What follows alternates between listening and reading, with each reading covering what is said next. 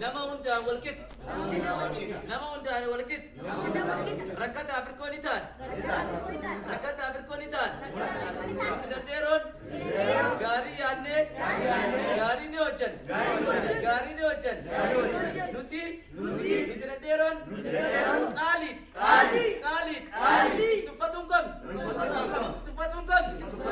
galatooma Qabeenya Oromiyaati. Qabeenya Oromiyaati. Akka Oromiyaa tanatti Itoophiyaa guutuu. nuti daddeeroon abdii biyya tanaati nuti daddeeroon abdii biyya tanaati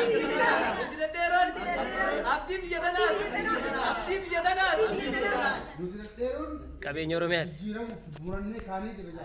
nuti daddeeroon jijjiiramuuf murannee kaanee jira nuti daddeeroon jijjiiramuuf murannee kaanee jira Qulqulloyne mushaashaatanii. Nuti daddeeroon Qabeenya Oromiyaati. ilaalcha duubatti hafaa cabsinee jirra. nuti daddeeroon ilaalcha duubatti hafaa cabsinee jira nuti daddeeroon ilaalcha duubatti hafaa cabsinee jira Amni si